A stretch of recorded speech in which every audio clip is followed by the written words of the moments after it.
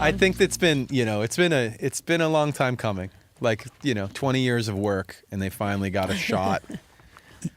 The right hoodie, the right jacket or whatever, and the headphones. Do you find yourself fighting like things like that are basic, like quote unquote, like famous person in a band type person necessity, like styling? I love that you're leading. You know, I don't know you well, but we know each other just enough that you know that how ridiculous that is. Like, right? Like, you know that I'm like so not that person. Yeah. Like, I will roll it. I do not give a shit to like roll into an interview in my pajamas. I'm really actually fine with that. It's my fault. So yes, it's weird. It elevates everyone. No, I don't agree because when somebody I get makeup, you have to have something. I have to groomer. but that's part of it is like, okay, so we had this whole conversation about this. I think before the first. What was like the first? Did we do the video first or the photo? So the album first. Which one came first? Was it Emptiness Machine or was it the photo shoot? The photo shoot. And they talked about, oh yeah, you're gonna, this is kind of the setup of what we're gonna look like, and we've worked with James, mentioned a million times. James is gonna shoot it, and then we started getting into like makeup and stuff, which bands don't want you to know, but they all get a little something, like just to cover up the pimples or the like sleep under your eye or bags under your eye. But it's usually really almost nothing. And so I was saying to Em, like, we need like proper hair and makeup now. Like, how long do you take to do hair and makeup? I don't know what you said. Well, like live, I do my own, obviously, like when we're on the road and stuff. But it's just like times where it's like being filmed. I'm just like, ugh. It's good to do a little in the morning because because it's like cameras and stuff. They add something, dude. They do, and they're like it's super high fidelity, and they're seeing everything. So it's like nice to get a little something. Mm-hmm. I'm speaking for her, yes, and because for me, I was like no, but now I'm like, oh, she's gonna like look great. She's gonna have like proper makeup done, and if I'm not, then all of a sudden I look like crazy. Yeah, so everybody's got. I don't want to come in like looking like. What can I say? Frodo? Can I say unhoused? Like, you know what I'm saying? Well, you look very housed. Thank you. Thank you. By the way, hi, beautiful human. I'm Zach. That's Dan. That's Mike and Emily are here. Linkin Park. Yo. Hey. Very housed. Very housed. I like that as a compliment. Like, you're looking so housed today. Put together, right? Yeah. I mean, these studios too. Looks like very you have a roof housed. over your head. Yeah. Honestly, the studios over time have been nicer, and you came to one of our nicest studios ever. The first time we ever met. Room was crazy. Like the one right down, the last one at Amazon you came to, and then you came right down the street one time, the brick wall. Maybe you remember it. It was literally in Culver City. Yeah. Long time ago. Did you like that room? I did. It was bigger. Yeah. Had depth to it. Yeah. It was, I don't know. We're gonna have a new studio the next time you guys come. I don't remember it well, but I'm also like, I've done enough interviews just in all kinds of different spaces that I don't have an opinion. I don't go in like critiquing the decor. Interesting. You know what I'm saying? Like, I don't care. No, I don't care. It's about the content, not about the... I do. I look forward to your detailed review after this, please, and thank you. You're welcome. I'm so excited to have you guys here. I'm excited for you to have us here. Can we just talk? Like, this is a fun energy. Yeah. How'd you all meet? How did we meet? Do we tell the truth? I mean, I think, yeah. Well, I mean, here's my version of it was that I believe it was actually our drummer, Rob, but it could have been somebody else because I think a couple different people said that you should meet Emily, that she's not horrible, and I think you would get along. And it wasn't I don't think it was really at the time, I don't think it was through the lens of you should meet her because I think she could be like the singer for Linkin Park. It was more just like, she's cool. She's a great singer. And oh yeah, at the time it was when you reached out, it was around the time of that. Yeah, for the Hollywood Bowl. The benefit show, the celebration of life, the Chester show. And I got a little I was like, oh, I'd really like to do that, and I was being vocal with friends and stuff, and they're like, why don't you ask? And I was like, oh, right. I mean, but like, okay, they've got everybody. I was like, who the fuck? Why would they want me?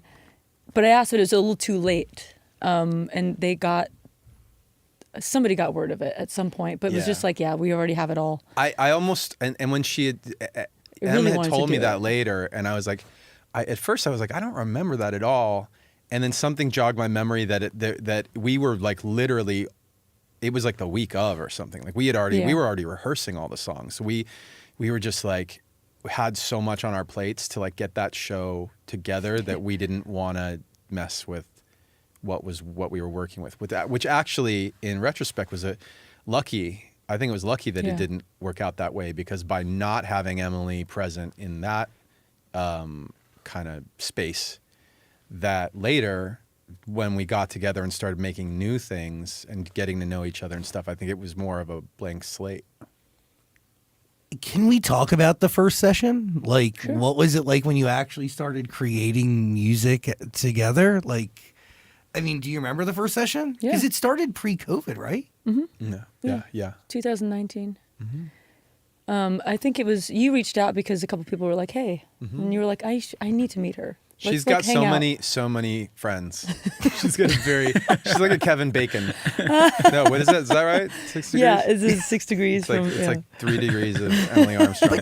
To be fair, you are also, I mean, you're on hiatus now, but like, dude, Dead Sarah is incredible. Thank you. And your performance style and like the genre of music, there is alignment here. And also like Absolutely. your presence is, yeah, it's really infectious. Thank you. And you've been writing songs since you were 15, right? Or Yeah. 11 or super yeah, young? younger, yeah. But in the band around 15, I think she was 15 and I was like 17 when we started.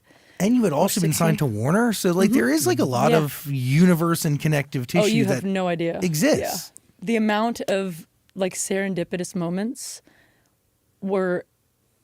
it's like I should have written every one of them down, but they've just continued to happen. It still continues to happen in like the most, like the smallest detail to like the big, like what you're talking about, like with the Warner, the more obvious ones. But then there's like the ones that are like the under, like the things that I would only notice, things that I took snapshots of. And then somehow it's just aligned in this way for, I think both, like for this band, where they were and then where I was, and then how our paths just like slowly but surely kind of really just came together. It wasn't like a combustion, or it wasn't like a, hey, like maybe like trying to get somebody to do something. It was just like this nice, slow coming togethers of like universes, and it just became.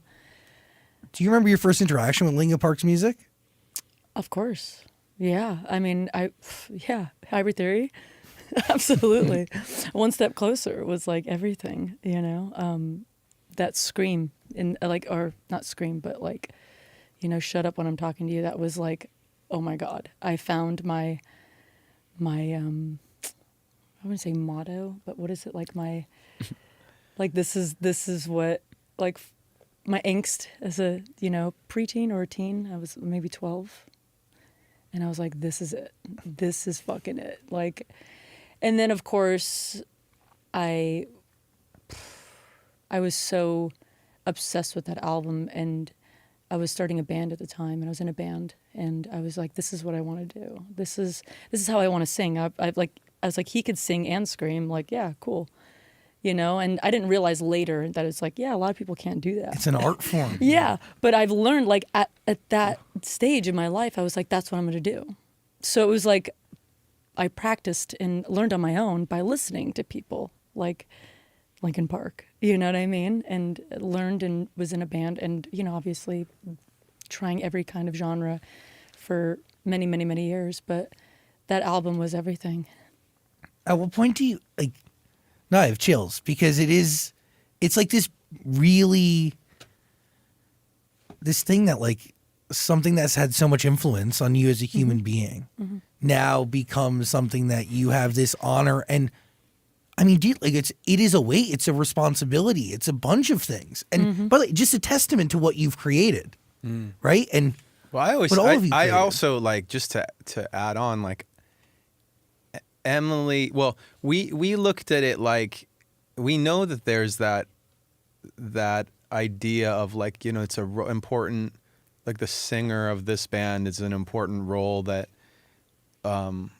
if we were to keep going, we'd have to like solve. try and make it not so heavy on ourselves, I would call it like a math problem, like, because that to me it takes the emotion out of it a little bit. It makes it feel doable, and I'd be like, yeah, we don't have the math. Like years ago, the math didn't work out. We didn't have the things we would need in order to keep going. So the idea was, you got to figure out the equation. Like, what do we need? And it turns out, among other things, at least the stuff that's tangible, like the things that I can point my finger at and say that's important, is like obviously the talent. Emily's like talent as a vocalist, versatility, but there's also like the emotional aspect. Like when she sings, do you feel like it's just like pouring out of her soul? Like, because that is such a thing. It's such an important part of the band's sound, is having somebody who emotes that way, that it doesn't feel performative. And then most importantly, what most people don't even think about is, do we all get along really well, and do we like want to spend time together? Because we're going to be spending a bunch of time together in the studio and then getting on the road and so on and so forth. And when friends of mine ask now, they're like, how's everything been going? Like, now you've been on the road together, you've done all these shows, and you're really getting into the thick of it. How is everything going? And these are friends that I can like say anything to. I could tell them if it sucked. And I was like, yeah, one of the best things I notice is that, like, we'll be done with rehearsal. Let's say it's like, I don't know, it's like 4:30. Rehearsal ended at like 4, and we're still just like hanging out. Like, we'll just sit around and hang out, and I not even notice to me, it's like I don't even notice we're there. And then all of a sudden I'm like, oh, I gotta go home. Like, we've been just sitting around and talking. It's always the one person that's like, oh shit, I gotta go. Yeah, somebody. And then it kind of breaks up the party a little bit. Right. But I feel like that's like, if not for that, we would totally just like sit around and hang out forever. Yeah. Which is that's special. such a good sign, right? Like, yeah. It was really nice. Absolutely. Well, you want to be vulnerable and create, and also like pave this path with people that you want to be around. Yeah. Like, being in a band is very much like having an extension of your family. Mm-hmm. You have to spend the most time with one another. Mm-hmm. You should enjoy it. Yeah. Bands are like, these days, so most artists that you see, like if you look at your stuff that you're listening to on, your little playlist or whatever, I started to think like solo artist, duet, like this is 2 people, this is 3 people. And then beyond that, like, bands, at least in my playlist of like modern music, bands are really rare these days, like that are coming out now. And I think that part of it is because it's hard. It's harder. The more people you put into that equation, the more chances for like just differing opinions about things. Not even the personal stuff. Not even like, oh, we got to fight about a thing. It's more like, oh, I think the band should be like this, or I think the sound should be like this, or I think we should look like this on stage. And when you've got more people, then you've got more people pulling in different directions potentially. So it's pretty special to have, in our case, 6 people who are all pointed in generally the same, or at least a really similar direction. It's true. Like, art is subjective. One's career vision for themselves is personal, you know? So for it all to align is... Oh, yeah. And I love being in a band. I mean, again, we were talking about Dead Sarah. I was in Dead Sarah for 20 years, Like, I love it. You get it. Yeah. And it's a lot of, interpersonal and professional relationships. Yeah. But it's like the purpose there is so much greater, and what we love to do. That it's easy to kind of talk about, what we need to just to get along, And, as long as you have that purpose there, or like, what you're doing, or like, it's about the music. It's about, there's something there. There's a connection. It's quite easy, And I'm always pushing people to be in bands, and I have been forever. And I'm always like high-fiving people. I'm like, just started a band. I'm like, fuck yeah. If there's anything I could do to help, it's like, it's the greatest. It's the greatest reward when it works. You mentioned like this idea of having to tackle this whole thing like a math problem, because the only way to do that is by putting emotions aside. Yeah. Like, is that like a part of grieving, or what? Like, what is that? I don't think. I think that I just, for me, like, defining things certain way. Like words matter, right? Like I choose words that like when we're writing lyrics, like every little detail is important. And for me, like, you know, when I call it a math problem, I think that's just like a self-defense mechanism so that it doesn't feel as like scary. Totally. Because emotions make things math scary. is finite, like, right? So that's very doable to me. And as we were like getting through it, I think M was saying, you know, it came into focus really gradually and really organically. It didn't like we didn't go, all right, starting today, we're going to reform the band. Starting today, we're going to find a singer. Like that's like leaving your apartment and saying, starting tonight, I'm going to find a spouse. It's just like, you're going to do what? That's a crazy thing to do. Don't do that. Like, why don't you go out and like see who's out there and hang out with some people and meet somebody and see if you get along. Like that's way better. And by the way, I think I'm riffing off of this because this was actually our bass player Dave's kind of he said that at one point. Like he made that analogy. He described that analogy, and I just thought that was so funny and so real that yeah, you don't like keep the pressure off yourself a little bit, and like we'll just make music, and we'll meet people, and eventually, if it's meant to be, like we'll connect with those things. We'll connect with the right music. We'll connect with the right people, and we'll figure it out. So in 2019, when you guys started working together, were those Linkin Park sessions, or what were you working on then? No. It was just like, I think the first thing we worked on was something I already had, right? I think it was one song that I already had, and then we did another day where we just made something from scratch. And I liked, right? Yeah. Did we do 3 days, or was it just the 2? I think it was 2. Yeah, I think so. Yeah. And it was my old studio. Yeah. And they're good. Like I like those tracks. They weren't like right for this record. But maybe someday people will hear them. I don't know. And it wasn't until we came back and started writing again, it was like, oh. It changed a lot. The songs that you'll hear on the album. Like it was just like something clicked. Yeah. Like I was ready, and I think they were ready. Like whether we knew it or not. It was just let the music kind of speak, and just being like, whatever's going to happen from this, it's going to be cool. How'd you know? Well, I was a little more like I was a little more of a believer earlier because I spent the most time with Emily. So I was like, yeah, she's good. She's like, in all of the things I just described earlier, like she's good. And I think the guys are going to like her, but I don't want to be pushy about it. Like I want to just like present what I think I know and let them react.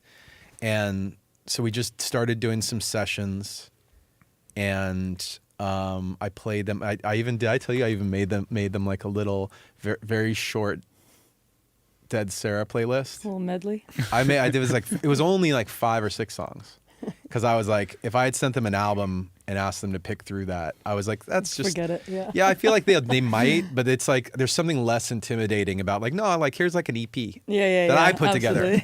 But it was specific to like it's specific to like these are songs that I know have a connection to our songs that if you hear these and then you start thinking about One Step Closer and Waiting for the End and different songs with that require a different kind of singing, all of the variety of the band, you're going to listen to this and go, I could see that. Maybe that does work. And so I started just giving them different pieces and saying, am I crazy or is this like cool? You know, and I want to know what songs those are. I can show you. I think I still have the playlist. Awesome. I think I still have the playlist. And then one big turning point, like there are checkpoints where it was like, oh, this conversation just took a step up. And one of the big ones was kind of out of nowhere. Joe, we were sitting there talking about the new music that we were writing, and we had like over a dozen songs at that point that we liked. And M had sung, I think, lead on one or two, like a part, like a chorus on one or two of them. and sung backgrounds on a couple, and that was it at that point. And Joe said it was just me and Joe and Dave, and Joe was like, do you think Emily would just sing? Could we just have her sing all of the stuff? And he wasn't like being silly. He was like serious. He's like, do you think we could demo like her voice as the lead, like on certain songs, like just her on the whole song, just to hear what that sounds like? And I heard him say that. I was like, this dude's a believer. He's because she's going to do, I know she'll be down to do it. I know he's going to hear it and he's going to like it. I'm positive. So then I was like, okay, this is the fact that he came to that conclusion before even I suggested anything was like really, that was a big deal. How are you taking those songs on and embodying them and bringing them to life and feeling them fully in a way that seems like... You talking about the new stuff? I mean, yeah, new stuff. Yeah. And Well, old stuff too, but sure. new stuff first. Yeah, I mean, there was some of the demo, like most of them were demos. Some of them were completely done. And I think more of the demo, they all have different kind of, every song has its own emotion and everything going on that you kind of have to just adapt to or try and figure out or make it your own, right? So it's, and I've never been in a situation where it's like, here are the songs pretty much done. And I'm like, that's great. Like for me, I'm like, that's awesome. Cause it's like, I don't know, like, and he's such a good writer. And so it's like, yes. So that's already like the easy part where I'm like, awesome. I'm going to sing songs. Absolutely. And I'm going to do my best to try and, like he was saying, put the emotion in it, put what does the listener want to hear?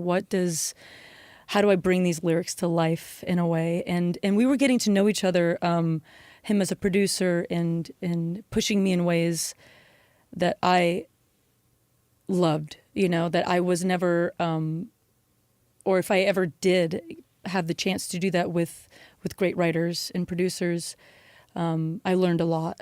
So this was like, I was in that seat like every day, and I was just like, okay, so you find a rhythm in that, and you find the flow of it, and taking suggestions and some things, and you get into this whole world of it, and you get lost in the different songs and in a great way, you want to get there, you want to be in that place, and you feel safe. And I always want to do the best I possibly can. And sometimes I don't know what that is.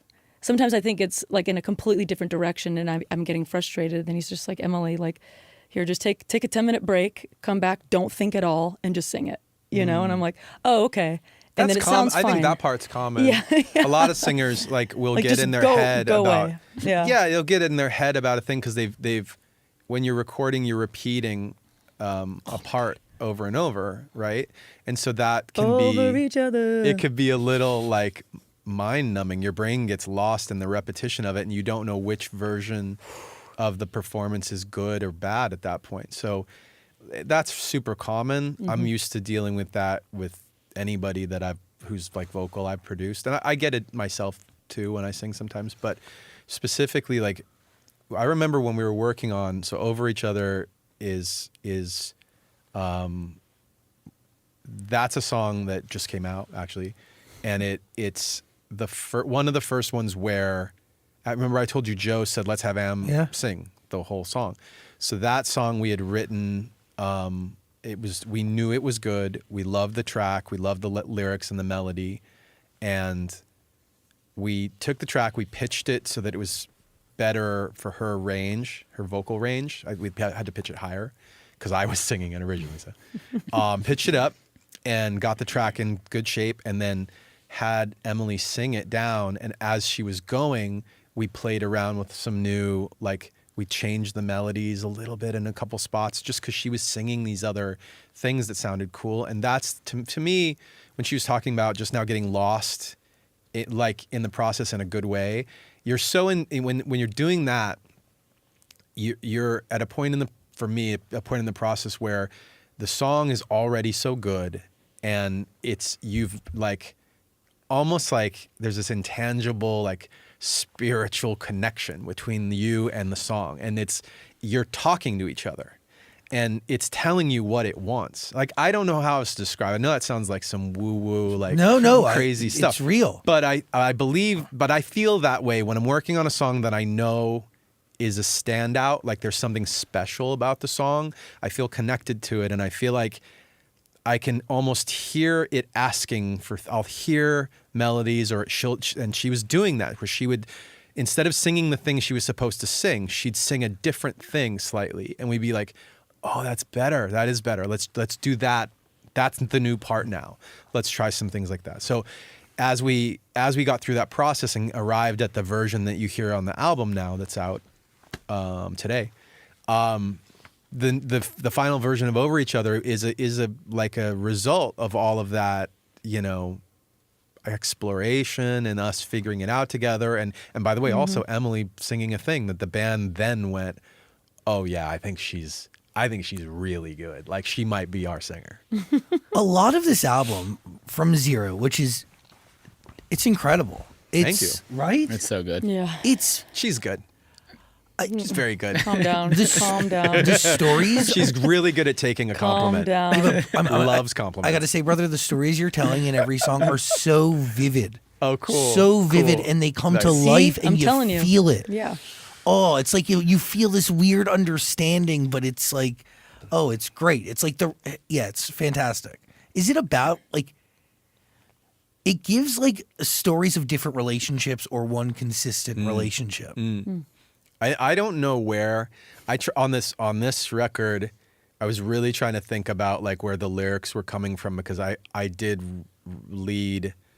Well, I think I led the lyric process in a similar way to the album's mid-career and earlier. Like, as we got towards like One More Light, we had more co-writers in the room, but prior to that, it was really just me and Chester, and he loved for me to suggest him lyrics.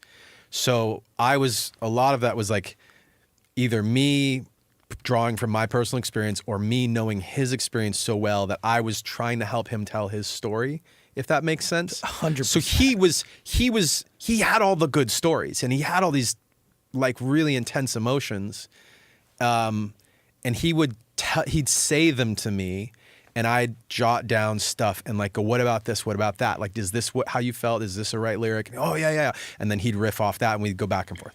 So we got into some of that, like towards the end of the process. I think we started to develop more of that, got to know each other better. And to be honest, like, I don't know, we were so deep in it that I don't know what the lyrics are about. Like, I know what they're about. I do know where I was drawing from and like what we were talking about in the room. But I'm still, I think maybe for the best, they're not so concrete. Like, they're a little loose in terms of That's like. me. It's me. That's why. Yeah, it's just like It's my influence. it doesn't need to be like super.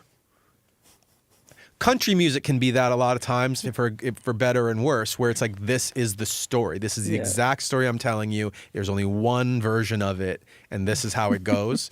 And our music, like if you go all the way back to Hybrid Theory, it's a you and me, and it's a core nucleus of a emotion, but like, you might think it's about you and your mom, you might think it's about a girlfriend, Totally. Someone else might think it's about some other thing, right? And that's what I like about the new record, is it has this a little bit of like a good ambiguity to it. It's not coming from an ambiguous place, it's coming from a very specific place, but the way it reads is different. How much of these songs are done before you bring them to people, or are you just writing everything together? It's a little bit of both, right? Yeah. A little bit of everything. Yeah. How about the So Emptiness Machine was a demo that I think 80-90% of that, I did it, I sang it, it was done. I played it for people just like 2+ years ago, and they were like, that's good. But the reaction, this actually surprised, like, this was something I thought of this week. I was like, oh wow, I actually played a demo of that with my voice on it, and the music was almost the same. I think the drums were not, the drums might have been like a plug-in and not live drums. But I remember playing it for them, and they're like, oh, that one's good. That's good. And the reaction was not, holy crap, this is going to be one of the biggest songs of your career. It was not. And there were smart people who they pick hits in the room, and they were like, oh, that's good. And so I know because of that, I was realizing, once we decided to put Emily on it, like we reconfigured it so that the second verse happens and she is introduced, and that's a moment. And we shaped the song to make the best of that. It was like, that was actually, decisions like that can make such a big difference. But like, you get into this whole, like, I know I'm on such a tangent. No. You Love said, it. you were talking about who wrote a thing, right? The thing that I wrote was like, let's say 80 to 90%, just to throw a number on it, similar to the thing you hear on the record. Almost all the lyrics were there. Brad and I did a rewrite later, so credit-wise, think of like Brad gets some credit for doing a lyric rewrite with me. And then there was the other decision to put Emily in verse 2, have her go all the way to the chorus, and it switches back to me for the beginning of the bridge, and then we kind of take it out through the bridge together, and she finishes the song with a big chorus. That decision was a 5-minute decision, like, let's do it this way. And then we did it, executed it, and it made the song go from oh, that's good, to holy shit, this is one of the biggest songs you've ever written. And it is, right? It's like one little 5-minute conversation can mean that much of a difference. Gave up who I am for who you wanted me to be. Dude, the lyrics are incredible. It sounds like you're talking about the industry.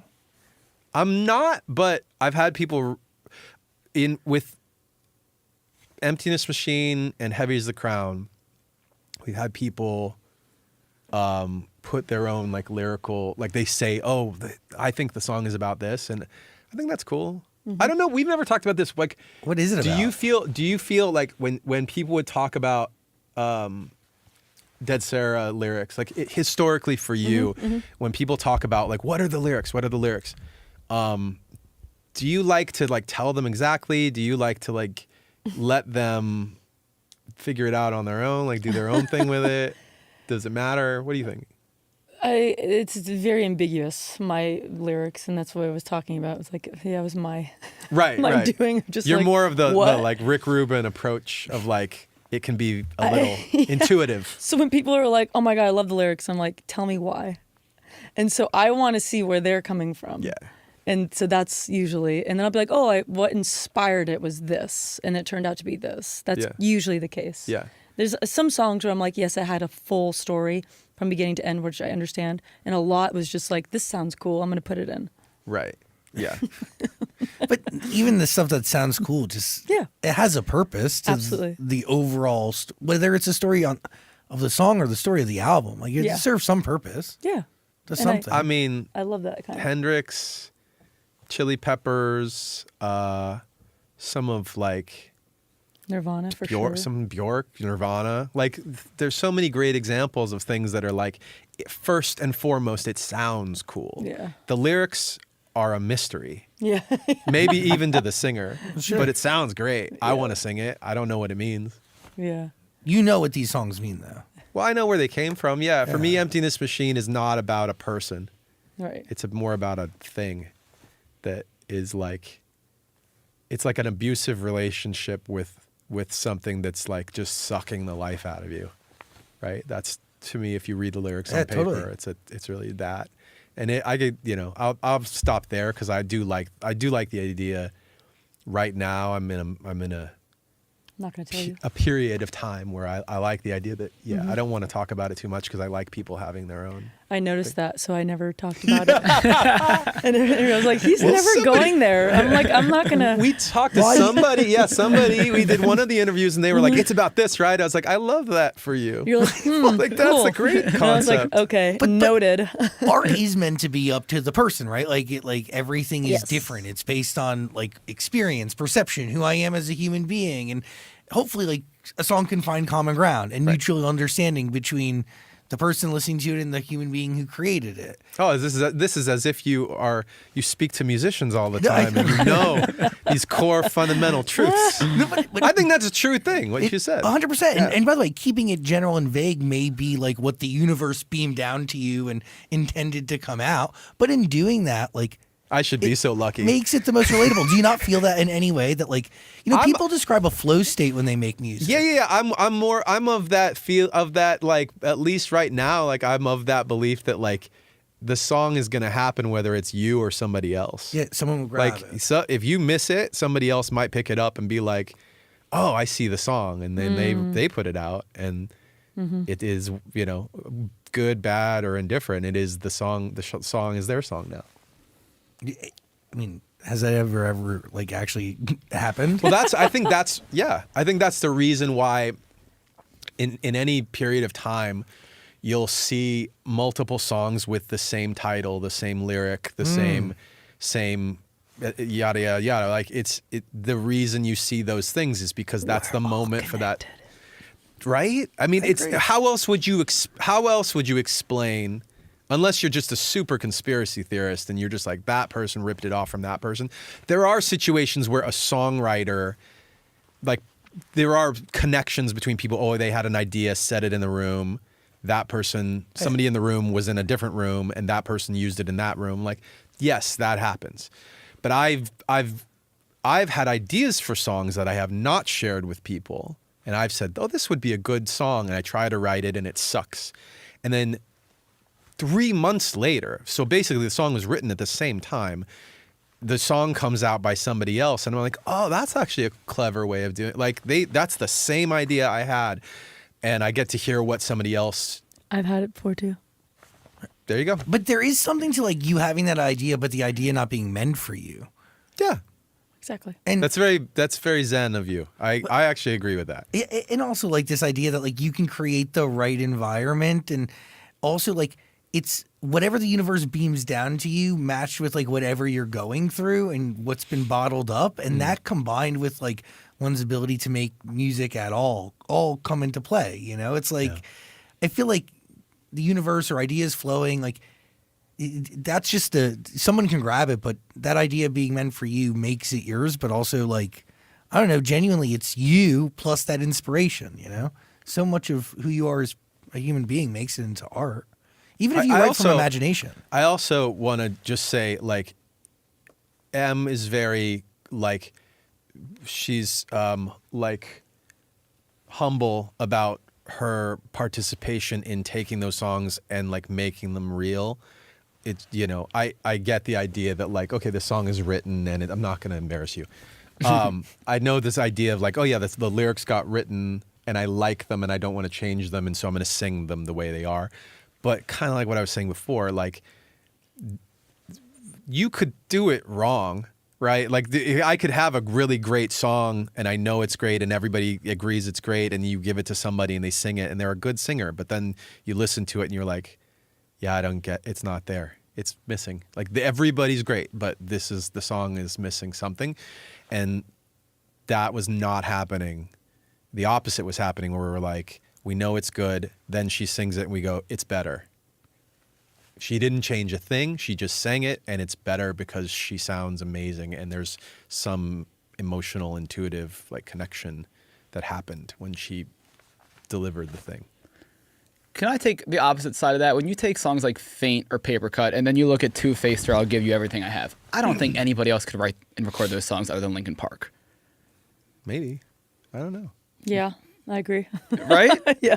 It's like where like, I don't think we do our best. Where do those songs come from? Because I don't think if you would have passed up on those songs that somebody else would have eventually grabbed them. But do you understand? Do you remember where you were at when you actually wrote them? Was there like? Do you feel like it was beamed down to you?